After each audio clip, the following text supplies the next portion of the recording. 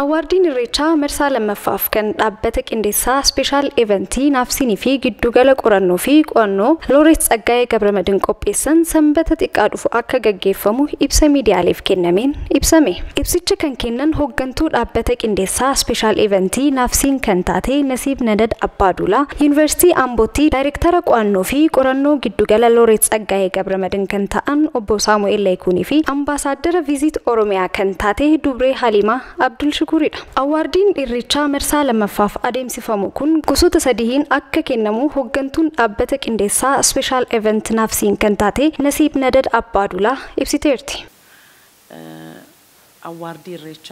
Awardin irreechaa yeroo lammaffaatiif kennaa jirra. Bara kana bakka sadiitti baafnee kennina. Inni duraanii sirna gadaa irratti sirnuma gadaa kana dhaloota keenyaaf kan gahan kan aarsaatti kaffalan dhaabbileen namoonni dhuunfaa baay'eetu jiru. Kaatagoorii isa duraa keessa jara galchina. Isa lammaffaa keessa immoo irreechi nageenya waan ta'eef namoota akka gaanfa Afrikaatti maannoo biyyattiin akka nagaa taatuuf kan aarsaa kaffalan dhaabbileen jiru jara achi keessa galfanne. Inni sadaffaan tola ooltummaadha. Oromoon hammataadha, kennaadha.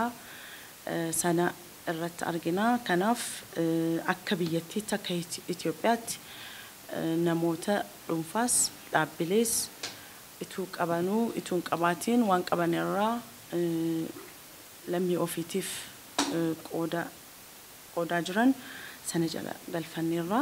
Yuunivarsiitii Ambootti daayirektara giddugala qo'annoo fi qorannoo Looreet Tsaggaayee Gabramadin kan ta'an obbo Saamu'eel Layikuun giddugalli qo'annoo fi qorannoo Looreet Tsaggaayee Gabramadin hojiiwwan aartii Oromoo guddisan hojjechaa akka jirus ibsaniiru. Kaayyoo giddugalli keenyatti keessa dhaabbata keessanii tokko aadaa, seenaa, duudhaa uummata Oromoo beeksisuudha.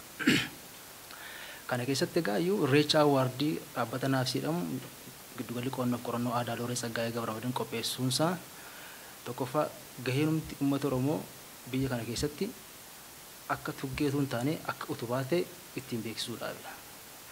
Tokkoffaa seenaan, duudhaan Oromoo seeraan hin barroofne isuma barraa'e kanayyuu immoo haala qindaa'aa ta'een uummata bira geenyee haala dadhabbii jiru keessatti cunqursaa jiru keessatti namoota barreessan gama seenaa gama aadaatiin beekamtii kennuudha.